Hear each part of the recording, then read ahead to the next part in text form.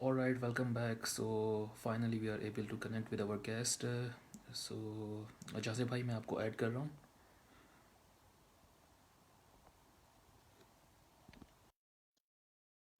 We have got it sorted. Uh, Jazib Ali will be with us shortly. I just added him in.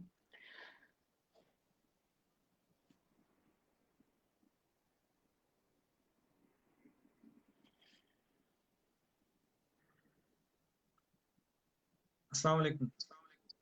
Walaikum assalam. Finally, finally जी we finally we made it जी। work eventually. So भाई ये बहुत थोड़ा सा एक वो रहा है अनफॉर्चुनेटली, लेकिन इंशाल्लाह mhm, मुझे पता है कि it will not happen in future. क्या mhm. थोड़ा सा किसी के एंड से तो था problem. Yes, there was some issue. So anyways, if you got time, so we can quickly speak like for 10, 15, 20 minutes.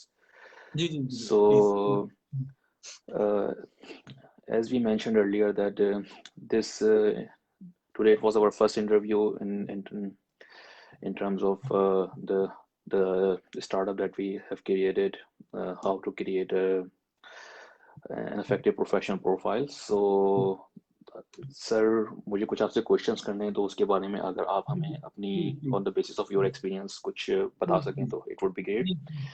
तो सर थोड़ा सा पहले अपना इंट्रोडक्शन दे दें. आप एनएडीएन हैं, कौन से बैच के हैं, क्या किया है आपने और क्या मतलब आपकी प्रोफेशनल प्रोफाइल है.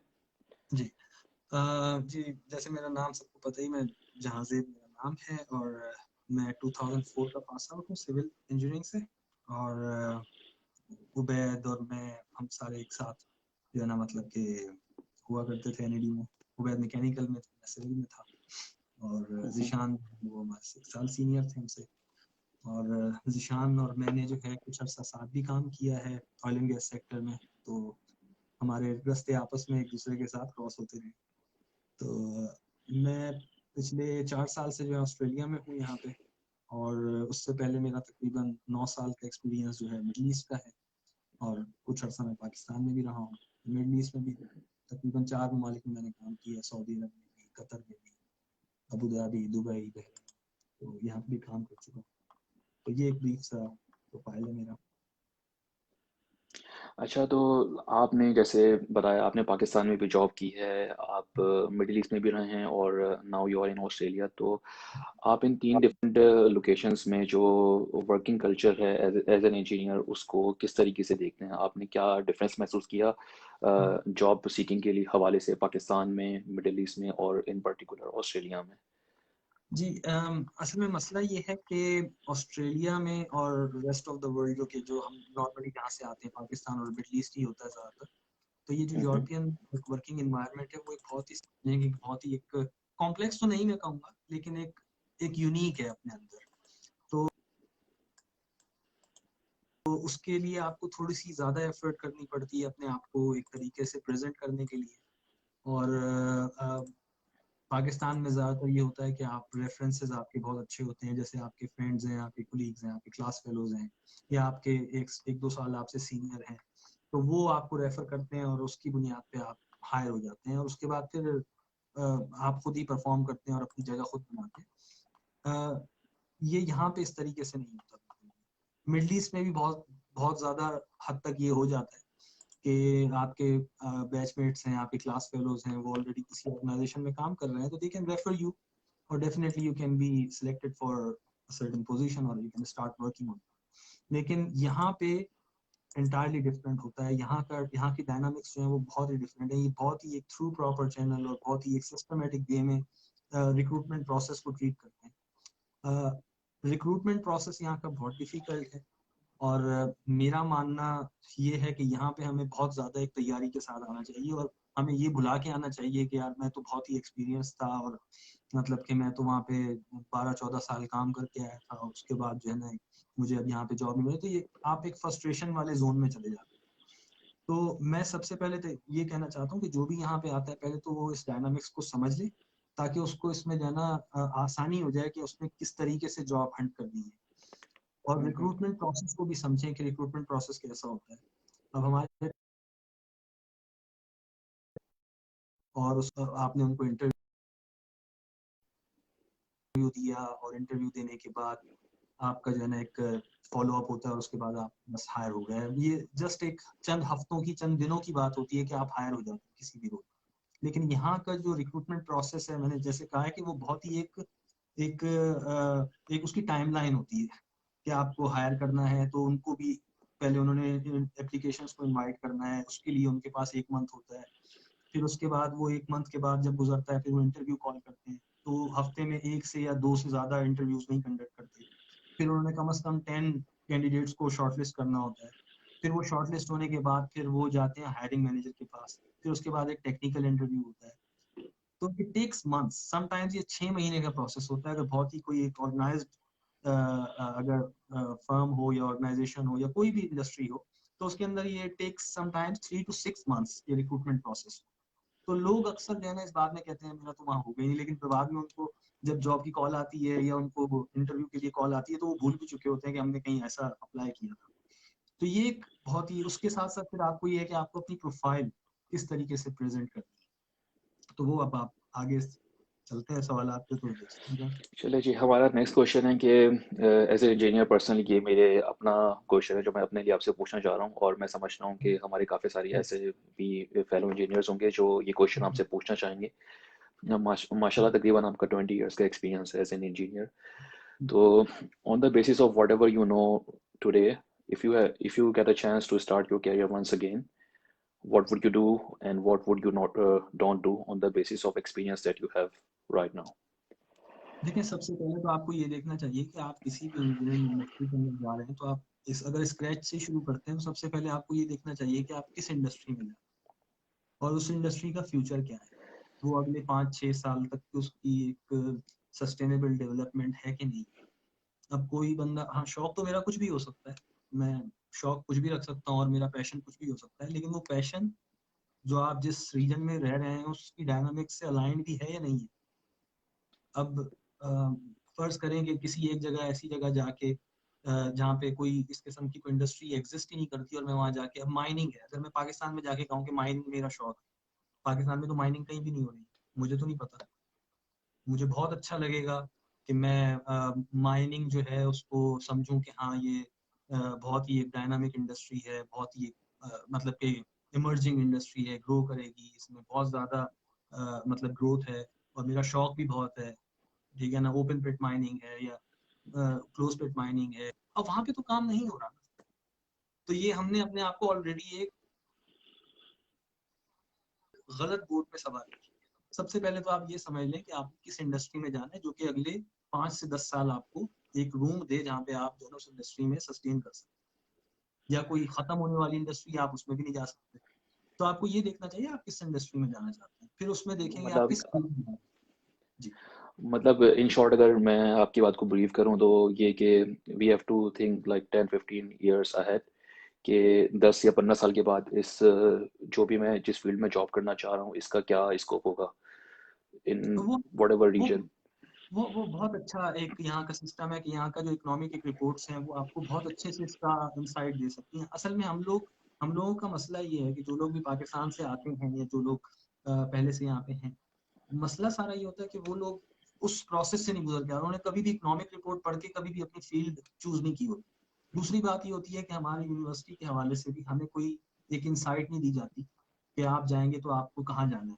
वो तो बस पहली जॉब जो मिल जाती है वही उसका रेस्ट ऑफ द लाइफ उसके लिए एक लाइफ बन जाती है उसकी कि यही मेरा प्रोफेशन। ना तो उसका इंटरेस्ट ठीक। अलाइन किया जाता है, ना उसको ये बताया जाता है कि भाई हमारी जो नई ग्रोथ जो मतलब कि एक तरीके से जो हमारा नया बूम आ रहा है किसी भी इंडस्ट्री में तो वो आप उसमें जाएं, उसमें भी इस फील्ड में जाएं। अब जैसे मैं सिविल इंजीनियरिंग से हूँ, मैं आपको एक बहुत आसान सी मिसाल देता हूँ, बहुत से लोग इसको रिलेट कर लेंगे। उसमें ये होता है, जब मैं पास आउट हुआ था 2004 में तो उस वक्त जो है ना टेलीकॉम में बहुत बड़ा बूम आया हुआ था। ये टेलीनॉर, वारिद और 3-4 और जो है ना टेलीकॉम इंडस्ट्री में 2-4 कंपनियों ने बड़ा वो रखा था, वो प्राइवेटाइज हुई थी। यूफोन था, मोबिलिंक ऑलरेडी एक बहुत बड़ा जाइंट था, तो जीएसएम इंडस्ट्री के अंदर बहुत बड़ा एक वो आया था। आप यकीन कीजिए कि मैकेनिकल से लेके इलेक्ट्रॉनिक्स, कंप्यूटर सिस्टम, जिसने टेलीकॉम में नहीं भी काम करना था ना वो भी टेलीकॉम में चला।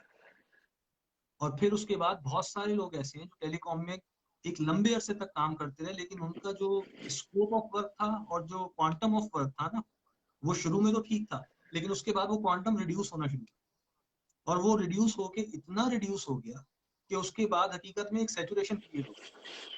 अब एक सिविल के हिसाब से, अगर सिविल इंजीनियरिंग के हिसाब से देखा जाए ना, तो टेलीकॉम इंडस्ट्री का मैं समझता हूँ स्कोप जो है इतना इतना कम है कि आपको मैं उसका कोई स्केल ही नहीं है। जितनी मतलब जितने में उसमें हैवी आप ये इंडस्ट्री कहना है चाह ना, रहे हैं कि उसमें मतलब एक सैचुरेशन आ गई है, तो people should look for some other domain. दूसरी बात है वो रेलेवेंट नहीं है। उस वक्त तो आप अकोमोडेट हो गए उसमें, उस एक फ्लो के अंदर आप अकोमोडेट हो गए, लेकिन आपने लॉन्ग टर्म में ये नहीं सोचा कि ये मेरी प्रोफाइल के अंदर क्या ऐड करेगा। अब जैसे फर्ज करें, अगर सिविल के हिसाब से आप देखें, तो 4-5 एक बीम्स होती हैं और 4-5 जो है ना कॉलम्स होते हैं, और वो लग गए और उसके ऊपर आपका टावर आ गया। ये आपका मैक्सिमम सिविल स्ट्रक्चर है। अब इससे बियॉन्ड आप नहीं जा सकते। लेकिन अगर आप किसी हैवी इंडस्ट्री में हाई राइज बिल्डिंग में जाएं, या फिर आप टनलिंग में जाएं, या फिर आप इंफ्रास्ट्रक्चर के प्रोजेक्ट पे जाएं, तो जितनी कंक्रीट जाया होती है ना, मेरे ख्याल में उसमें 5-6 साल की कंक्रीट का जो है ना सामान उनके पास यूटिलाइज हो सकता है टेलीकॉम में। वो इतना छोटा काम है, और आपने इतने छोटे ठीक। लेवल पे काम कर रखा होता है कि आप जब बड़े उस पे अप्लाई करते हैं आप जॉब्स के लिए, तो आप जो है ना फिर उसके लिए मिसफिट हो जाते हैं। तो ये लोग जो है ना शुरू से ही लोग इसको वो नहीं करते, अपना प्रोफाइल अच्छा डेवलप करना चाहिए। जी। जासिर भाई, एक क्वेश्चन हमारे पास आया है हमारे व्यूअर्स का कि what is the best method for newcomers, like how to get their resume aligned as per Australian market? तो इसके ऊपर आप थोड़ा सा अपने हमें व्यूज देना चाहेंगे? जी, मैं इसमें बताता हूँ कि देखें, रिज्यूमे जो होती है ना, वो आपका बेसिकली आपकी प्रोफाइल जो होती है वो आपका एक फेस होता है, और आपने उस फेस को कितना अच्छे से प्रेजेंट करना है ना, ये आप पे डिपेंड करता है। उसके लिए थोड़ी सी आपको सोच रखनी चाहिए। मैं हमेशा जिनसे भी बात करता हूँ, तो मैं सबसे पहले कहता हूँ आप अपनी मुझे सीवी भेजिए, मैं देखता हूँ। जब मैं उनको देखता हूँ उसके बाद मैं कहता हूँ अब मैं इस सीवी पे अपना नाम चेंज कर रहा हूँ। आपका नाम था पहले, अब मैं अपना नाम लिख के आपको भेज रहा हूँ, और आप कंसीडर कीजिए कि आप एक रिक्रूटर है और आपने मुझे हायर करना है, कंसीडर करना है एक रिक्रूटमेंट प्रोसेस में। तो आप इस सीवी को सिलेक्ट करेंगे, शॉर्टलिस्ट करेंगे, तो 99.99% लोगों का जवाब ये होता है कि हमें ये वाली सीवी पसंद नहीं है, जो कि उनकी अपनी जाती सीवी होती है, खुद की सीवी। अच्छा, तो ऐसी क्या मतलब मोस्ट कॉमन मिस्टेक्स होती हैं जो आप यंग इंजीनियर्स की सीवी में ऑब्जर्व करते हैं, और जो आप रिकमेंड करेंगे कि अगर वो उन मिस्टेक्स को ना करें तो उनकी सीवी एक अपीलिंग और बेहतर हो सकती है? एक तो सीवी का जो सबसे पहला मतलब कि सीवी जो होती है ना, वो मैं अगर आपको एक ऑर्थोडॉक्स वे में बताऊं, अगर उसका एक वो करूं खुलासा, कि सीवी जो है वो सबसे बोरिंग डॉक्यूमेंट होता है किसी और के लिए। आपकी जो है वो सीवी, आपको उसको इंटरेस्टिंग बनाना पड़ता है। आप कभी भी उसको बोर ना करें रीडर को। आपकी सीवी से अगला बंदा रीडर जो है वो बोर नहीं होना चाहिए। पहली बात तो ये, उसमें आप कुछ इस तरीके से अपनी सीवी को स्ट्रक्चर कीजिए कि आपका पहला पेज जो है वो रीडर को दूसरा पेज पे जाने पे मजबूर करे। पहली बात तो ये वो चीज है। अक्सर लोग क्या करते हैं, उनका पहला पेज इस कदर डेंस होता है, उसके अंदर वो इतनी बड़ी बड़ी स्टेटमेंट्स लिखते हैं कि उस जुमले के अंदर अगर एक्शन वर्ब अगर देखा जाए तो वो सिर्फ एक ही होगा। फर्ज करें स्टेक होल्डर मैनेजमेंट। अब वो स्टेक होल्डर मैनेजमेंट को जो है ना, वो अगर आप सिर्फ स्टेक होल्डर मैनेजमेंट कहता हूँ, तो किसी भी प्रोफेशनल को जो किसी रोल के लिए हायर कर रहा है और उसमें स्टेक होल्डर मैनेजमेंट की रिक्वायरमेंट है, तो स्टेक होल्डर मैनेजमेंट को मेंशन कर देना इनफ है इटसेल्फ। उसको किसी जुमले में इस्तेमाल करके, एक जुमला फॉर्म करके उसको स्पेस ऑक्यूपाई करने की जरूरत नहीं। लोग क्या करते हैं कि वो मतलब पूरा पूरा जुमला। सिर्फ अगर सॉरी, सिर्फ अगर कीवर्ड हम मेंशन कर दें, और जैसे अगर मेरी कोई एक जॉब की पर्टिकुलर रिक्वायरमेंट है कि for example they are hiring as a project manager, तो अगर हम उसमें सिर्फ प्रोजेक्ट मैनेजमेंट को मेंशन कर दें तो दैट विल सफाइस। बिल्कुल बिल्कुल, मैं यही कहना चाह रहा हूँ। देखिए उसमें सिर्फ ये होता है फिर कि आपका जो पहला पेज होता है उस पे आपके तकरीबन तमाम सेक्शंस, यूँ समझ लें तकरीबन 6 के करीब आपके सेक्शंस जो हैं वो आते हैं। उनको आपने बहुत अच्छे से जो है ना प्लेस करना है। सबसे पहला तो आपका होगा 4 से 5 जुमलों पे मुश्तमिल होगा आपकी एक छोटा सा तारुफ प्रोफाइल, कि आपने कितने अरसे का आपका एक्सपीरियंस है और कितने इंडस्ट्रीज में आपने काम किया है, ये आपने मेंशन करना है। दूसरे नंबर पे ये होता है कि आपने अपने स्किल सेट लिखने हैं, जो आपके प्रोफेशनल और टेक्निकल स्किल्स। अब लोग उसमें कह देते हैं I am a positive thinker. ये आपका स्किल नहीं है। ये आपके एट्रीब्यूट्स तो हो सकते हैं, आपका स्किल नहीं है। ये आपकी इंटरपर्सनल स्किल्स जरूर होंगे, लेकिन आपके टेक्निकल स्किल्स नहीं। अगर मैं कहूँ project management, yes that is your मतलब एक टेक्निकल स्किल है आपका। फिर मैं कहता हूँ आपको क्या कहते हैं, डिजाइन असेसमेंट आपको आती है। अगर मैं उसमें लिख देता हूँ कि डिजाइन की calculation, design assessment, safety in design, quality management, stakeholder management, contracts and contractor management, ये अल्फाज, ये दो लफ्जी जुमले जो मैं लिख रहा हूँ, स्टेटमेंट्स लिख रहा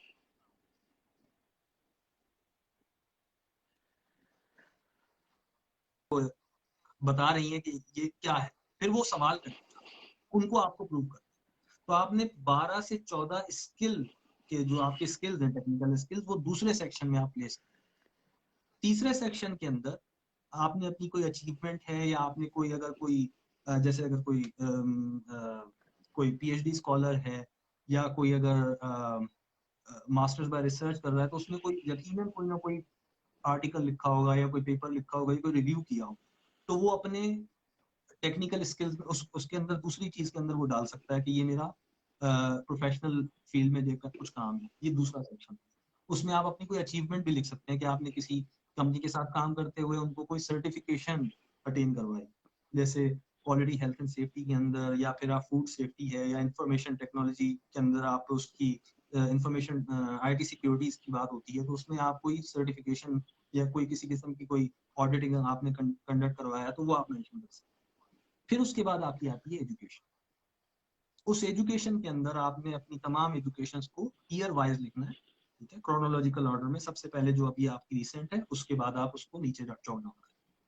फिर उसके अंदर ज्यादातर आपको कोशिश ये करनी चाहिए कि आप उसमें कभी भी जो है ये मेंशन न करें कि ऐसा अनफिमिलियर किस्म की कोई चीज आप ना डालें। बेशक आपने वो कर रखा होगा, उसमें आपका टाइम लगा होगा, लेकिन जो कि यहाँ पे किसी सूरत भी वो एक्सेप्ट नहीं होगा, तो उसको मेंशन करने की जरूरत है। आप वो चीज मेंशन कीजिए जो कि जस्ट उससे रिलेटेड, ठीक। उसके बाद तीसरे नंबर पे ठीक है। आपकी एसोसिएशंस, कि अगर आप किसी भी एक प्रोफेशनल बॉडी के साथ आप एसोसिएटेड हैं, जैसे इंजीनियर्स ऑस्ट्रेलिया है, जैसे आपका क्या कहते हैं एसीआई है, ठीक है ना, अमेरिकन कंक्रीट इंस्टीट्यूट है, उसके साथ आप एसोसिएट, तो आप उसको मेंशन करें, अपना मेंबरशिप नंबर भी लिखें और अपना ईयर ऑफ मेंबरशिप भी लिखें, और उसके साथ जो भी डिटेल्स आप लिख सकते हैं वो mention। ये आपका पहला पेज है। अच्छा अब आप मुझे खुद बताइए कि इस पहले पेज पे जितनी इंफॉर्मेशन है उसको उतनी ही चाहिए। नीचे तो आप उसको भी पता है कि इसने नीचे जो लिखा हुआ है वो सारा वही चीज है जो सब लोग लिख के आते हैं। अब दूसरे तीसरे पेजेस के ऊपर आपका ज्यादातर ये होगा कि आप अपने एक्सपीरियंस को बयान करें, बस ये हो। तो in short we have to keep it as brief and as short as possible, और उसमें जो ज़्यादातर लोग फजूल स्टोरीज लिख देते हैं वो हमें ऐड करने की ज़रूरत नहीं है। बिल्कुल, सो मैं an इसको यूं ideal कहता CV should be हूँ, मैं इसको यूं कहता हूँ, स्वीट, सिंपल एंड कॉम्प्रिहेंसिव, ठीक है ना। ब्रीफ तो आप मतलब कि एक वेग इंफॉर्मेशन मत दीजिए, कॉम्प्रिहेंसिव ब्रीफ नहीं ओके। करना आपने। ओके, सो हमारा अगला क्वेश्चन है कि अगर हम एनएडियंस की बात करें तो हमने ये देखा है कि जब मैं ऑस्ट्रेलिया आया था तो including me, it's very hard to get into the job market, और शुरू शुरू में हम एज एन इंजीनियर बहुत ज़्यादा स्ट्रगल करते हैं यहाँ पे। सो व्हाट शुड एनएडियंस और इन जनरल जो हमारे पाकिस्तानी इंजीनियर्स यहाँ पर आ रहे हैं, what should they do so that they can stand out in Australian crowd, or what are the common mistake that happens when you are hunting for job that should be avoided? देखिए, जब आप अपनी profile develop करते हैं ना, तो आपकी profile दो तरीके से डेवलप होती है। मैं सुन रहा था उबैद ने और जीशान ने मुझसे पहले, जब मैं ऑनलाइन नहीं हो पा रहा था, तो उन्होंने अच्छे से एक्सप्लेन किया। मैं उसी को एक्सपेंड करूँ कि आपको अपनी प्रोफाइल को ना एक बहुत ही स्मार्ट वे में जो है ना प्रेजेंट करना हो। पहली बात तो ये है कि आपकी प्रोफाइल या तो होगी आपकी नॉलेज बेस्ड, दूसरे नंबर पे Mm-hmm. होगी आपकी एक्सपीरियंस बेस्ड। इन दोनों में से कोई एक टाइप हो सकता है। जब हम नॉलेज बेस्ड की बात करते हैं, तो आपको हमेशा उसमें जो वर्ड्स इस्तेमाल करने हैं वो ये होते हैं कि I am able to do X Y and Z. कोई कैलकुलेशन कह लें, या असेसमेंट कह लें, ऑडिट कह लें, डिजाइन रिव्यू कह लें, या कोई भी चीज, एबल टू डू। अब ये वर्ड को ध्यान में रखिएगा। जब आप एक्सपीरियंस की बात करते हैं ना, जब एक्सपीरियंस किसी की बनती है, तो उसमें आप ये कहते हैं कंडक्टेड, ठीक है ना, कैलकुलेटेड, ठीक है ना, डेवलप्ड, ठीक है ना, असेस्ड, ऑडिटेड, ये वर्ड आपके यूज होते हैं जो कि आपके बताते हैं कि हाँ मैंने ये कर रखा है, सही है, लेकिन उसमें आप सिर्फ ट्विक कर रहे होंगे तब भी आप expert। दूसरे नंबर पे बात ये होती है, ये वाली वर्डिंग तब भी काम आती है, फर्स्ट करें जैसे कि मैं सिविल इंजीनियर हूँ और मैं quality health safety and environment में मतलब ये काम कर रहा हूँ शुरू से, और मैं स्विच करना चाह रहा हूँ किसी और फील्ड में, तो मुझे एक्सपीरियंस तो नहीं है उस फील्ड का, लेकिन मैं नॉलेज अपनी शेयर करूँ कि I am able to do this. अब मैं प्लानिंग में जाना चाहता हूँ, I am able to develop a plan, I am able to क्या कहते हैं, कोई भी आप बात कर लें, I am capable of doing certain reporting या किसी किस्म की स्केड्यूलिंग में कर सकते, आप समझ रहे हैं मेरी बात को। लेकिन जब एक्सपीरियंस की जी बात होती है तो मैंने ये खुद किया है, सही है। अच्छा, जी। अब जो आपने मिस्टेक आपने की बात की है, जी जी आप कुछ कह रहे थे। जी, आप कैरी ऑन करें, कंटिन्यू करें। जी, जो आपने मिस्टेक की बात की है, सबसे पहले तो ये है कि आपने कुछ ऐसे कोर्सेज होते हैं जो कि आपको ऑस्ट्रेलिया से रिलेट कर देते हैं, जो कि आपको लामुहाला करने ही करते हैं। एक तो वो आपका वाइट कार्ड होता है, कंस्ट्रक्शन इंडक्शन का वाइट कार्ड होता है, वो तो तमाम लोगों को करना पड़ता है, वो तो मैंडेटरी। सबसे पहले तो आप वो कर दीजिए। उसके बाद कुछ ऐसे इंडस्ट्री के, जो भी आपकी इंडस्ट्री है उससे रेलेवेंट कोई भी एक ऐसा कोर्स जो कि आपका टैफ हो सकता है, कुछ भी हो सकता है, वो आप करें। वो आपके प्रोफेशनल कोर्सेज होते हैं, वो एकेडमिक कोर्स नहीं होते, वो आपको बेसिकली एक स्टैंड आउट करवाते हैं। जैसे अगर मैं प्लानिंग की और प्रोजेक्ट मैनेजमेंट की बात करूं तो जो आपका पीएमपी है वो सबके लिए ही यूज होता है, वो बहुत ही ज्यादा रिकॉग्नाइज्ड है। अगर किसी ने नहीं कर रखा तो वहाँ यहाँ आने के बाद प्रिंस 2 कर लो, तो प्रिंस 2 जो है वो एक ऐड हो जाएगा। अब आपकी प्रोफाइल डेवलप होना शुरू, फिर उसके बाद यहाँ के जो लोकल आपकी इंडस्ट्री से रिलेटेड जो एक्सेप्टेबल कोर्सेज हैं आप उनको करने की कोशिश करें। ये सबसे बड़ा एक वो होता है कि जो आपको स्टैंड आउट करवाता है। कुछ मैंडेटरी ठीक रिक्वायरमेंट भी है। होती है। जी हमारे पास एक क्वेश्चन आया है, if one person has different experience in fields back home, is it worth to mention it in the resume if relevant to the job applied in Australia?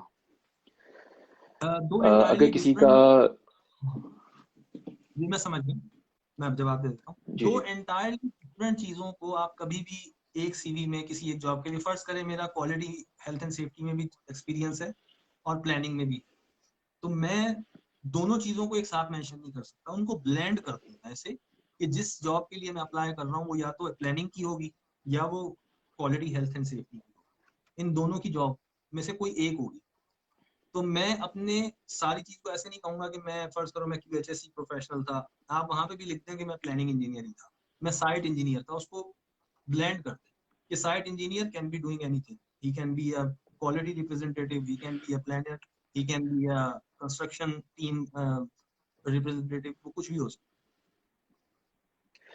अच्छा, नेक्स्ट क्वेश्चन आपसे ये है कि कुछ इंजीनियर्स आते हैं मिडिल ईस्ट से या पाकिस्तान से Australia as a permanent resident, या अभी एक हमारी नई स्कीम स्टार्ट हुई है जो डायरेक्ट आपको टीआर मिल जाता है एनईडी से पास आउट होने के बाद।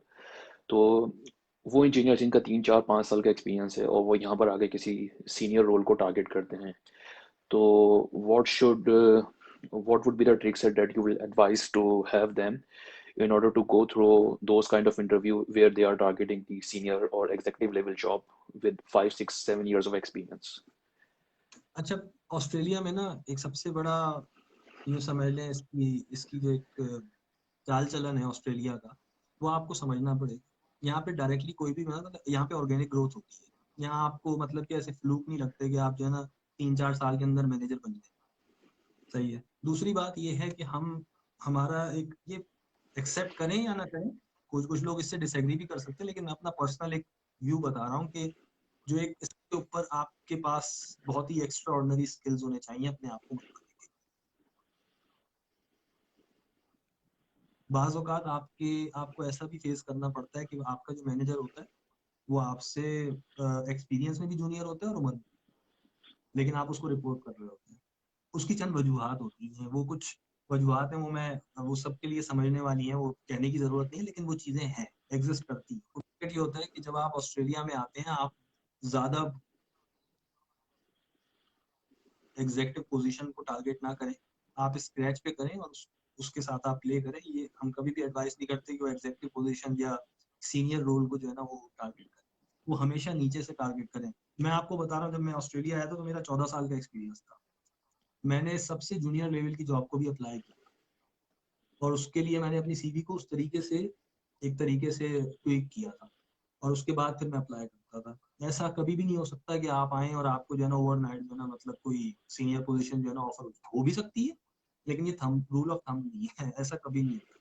लेकिन यहाँ के लिए जरूरी ये है कि आपको डायनामिक्स समझने के लिए जरूरी है कि आप जो है ना किसी आप जस्टिफाई कर लेंगे। सबसे पहले तो आप सवाल ये करें, आप खुद इतने डरे डरे हैं, आप जब नए नए आते हैं आप कहते हैं पता नहीं कैसे लोग होंगे, कौन लोग होंगे, किससे मुझे वास्ता पड़ेगा, तो आप खुद भी कॉन्फिडेंट नहीं होंगे ना।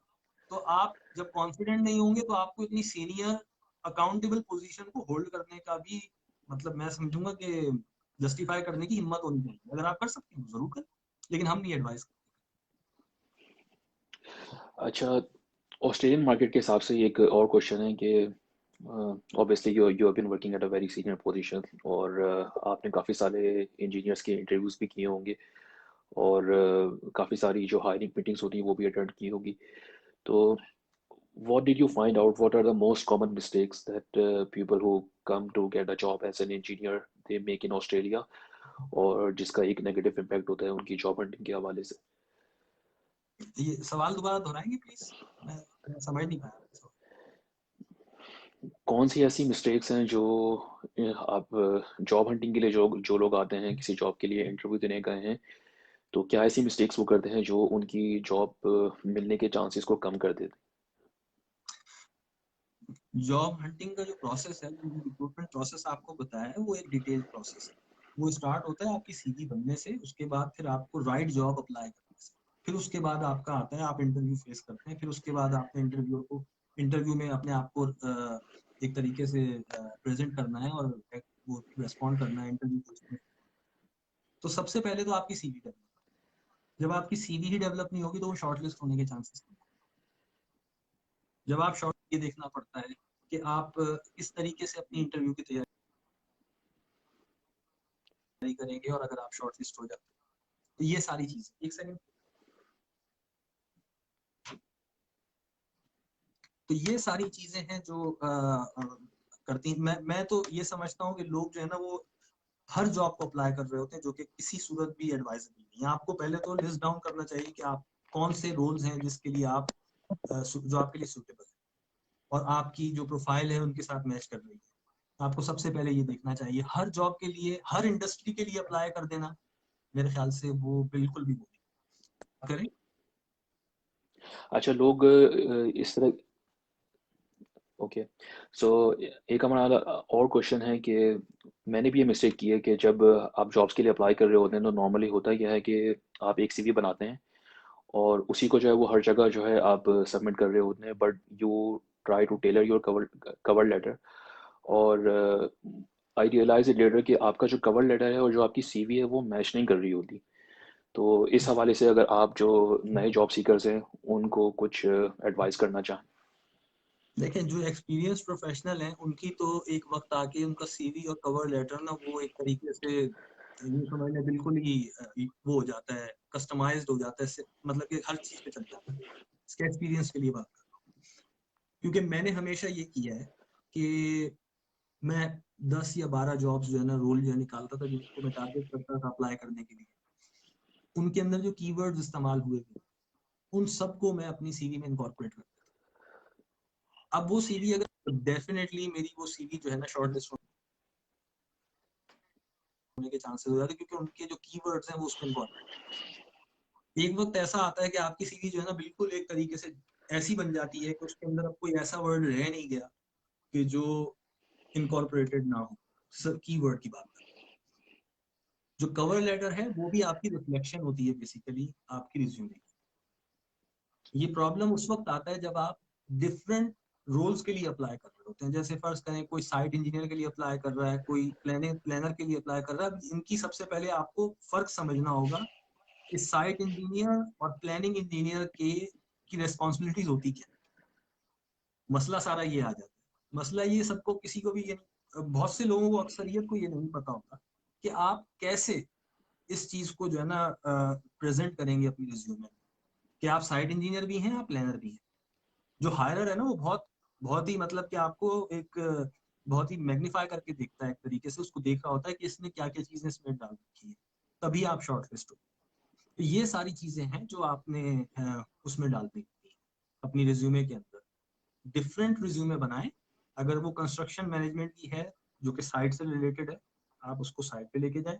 जो प्लानर की है उसमें प्लानर की रिस्पॉन्सिबिलिटीज डालें। अगर स्केजुलर की है तो उसमें स्केजुलर की डालें, क्योंकि ये दो डिफरेंट जॉब्स हैं।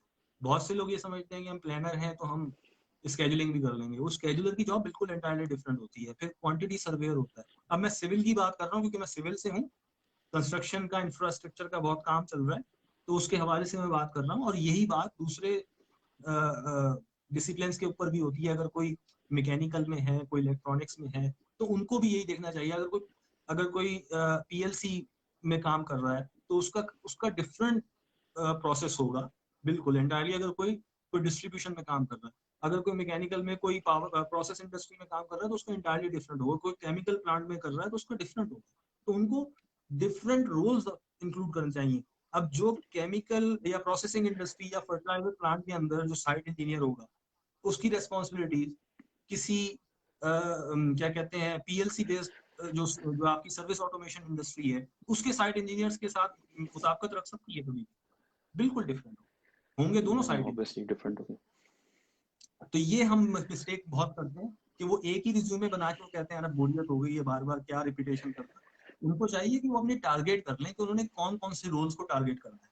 जब वो टारगेट हो जाएंगे तो फिर उनको उसके लिए एक एक रिज्यूमे बनानी पड़ेगी, फिर उससे रिलेटेड वो कैटेगरी बन जाएगी, फिर आप उसमें अप्लाई करें तो वही वाली यूज करें। ये होता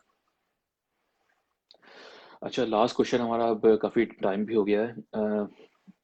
आप क्या रिकमेंड करते हैं उन लोगों को जो कि ऑलरेडी ऑस्ट्रेलियन मार्केट में जॉब कर रहे हैं एंड दे वांट है। To excel in their careers? तो is it a better way to stuck with the technical role, or is it more better if they move towards the management side? On the basis of your experience, what do you think? देखिए, मैं तो इस बात पे believe रखता हूँ कि सबसे पहले आपको ये सोचना चाहिए कि आप जो भी रोल को सीख करना चाह रहे हैं या जो भी रोल को आप परसू करना चाह रहे हैं, आप उसको जस्टिफाई कर सकें। हो सकता है उसकी सैलरी भी आपको अट्रैक्ट कर रही हो सकता है उसको वो ऑर्गेनाइजेशन भी आपको कर रही हो सकता है वो प्रोजेक्ट भी बहुत ही मैसिव हो, बहुत ही गीगा प्रोजेक्ट हो। आप जस्टिफाई कर लेंगे। सबसे पहले ये सवाल खुद से पूछें। अगर आप जस्टिफाई नहीं कर रहे तो इसका मतलब है आप अपने आप को अपनी मार्केट में खराब कर रहे हैं। आप वो रोल करें जिसके ऊपर आपकी ग्रिप भी हो, जिसको आप बहुत अच्छे से जस्टिफाई भी कर लें और आप इसमें कॉन्फिडेंट हो कि मैं तमाम ऑस्ट्रेलियन डायनामिक्स जानता हूँ कि इनको किस तरीके से देखा जा सकता है। Then you can go for that role. लेकिन मैनेजर की रोल या टेक्निकल साइड पे ये तो आपका, मैंने कहा ना, जैसे ऑस्ट्रेलिया में ऑर्गेनिक ग्रोथ होती है। ये ऐसा नहीं होता कि ओवरनाइट जो है ना आपको जो है ना 1 साल 2 साल के अंदर कोई सीनियर मैनेजर बन जाए। बन भी सकते हैं, लेकिन वो आपको मोर अकाउंटेबल भी बनाते हैं। फिर आप All ये right. देखें कि आपके टेक्निकल स्किल जो हैं वो इतने हैं कि वो उस रोल को जस्टिफाई कर लेंगे। क्या आपकी इंटरपर्सनल स्किल्स इतने हैं कि आप उस रोल में जो रिक्वायरमेंट्स हैं, जो पब्लिक डीलिंग है, जो आपने लोगों से बातचीत करनी है, आप उसको जस्टिफाई कर सकते हैं? अगर कर सकते हैं तो आप बिल्कुल कीजिए। ये तो इससे अच्छी तो कोई बात हो नहीं सकती। All right. So that's pretty much it, Jasif bhai. Or thank you so much for your time. Let's see if we have any questions that we can take.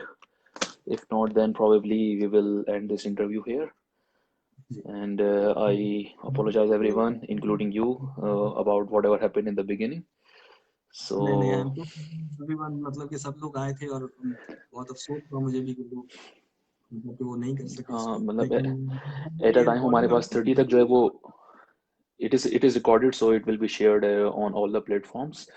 So I would like to thank you again very much, everyone who watched us, who attended the interview, and thanks a lot for your time.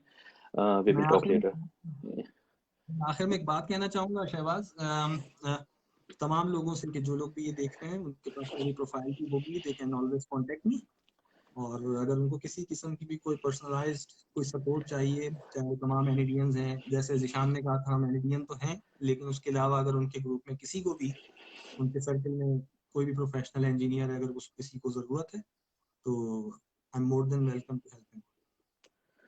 Alright, so Jazib भाई, आप हमारे पास groups में भी add हैं, अगर someone wants to speak with बिल्कुल। with you, so they can approach you. आप LinkedIn पर भी मौजूद हैं, वहाँ पर भी जो हमारा NIT एलुमनाई का ग्रुप है, आपको वहाँ पे एक्सेस किया जा सकता है, और आप हमारे Facebook के ग्रुप पे भी मौजूद हैं. So if anyone has any queries regarding their job hunting or regarding any role, feel free to ask Chansey bhai, and he will be a great asset to help you guys out. And thank you so much, Chansey bhai. It was nice talking to you. एक session करेंगे हम लोग future में, जो interview preparation का होगा. ये मैं दानिश साहब का एक मैसेज देख रहा हूँ जो लिखा हुआ आ रहा है कि star approach answering interview questions. तो इंटरव्यू के लिए हम एक स्पेशली करेंगे, तो इंशाल्लाह वो एक बहुत ही स्पेसिफिक होगा इंटरव्यू रिलेटेड. तो उसमें किस तरीके से हम लोग काम करते हैं, डेफिनेटली हम दोबारा बात करेंगे. It was my like first interview, so inshallah things gonna get better. क्योंकि मैं समझ रहा हूँ I'm still learning, and we all learn as we grow. So it's gonna get better. Today आज थोड़ा सा मिसअप हो गया, but it will not happen in future inshallah. All right, जी, thank you so much. Allah Hafiz. Thank you. अल्लाह हाफिज.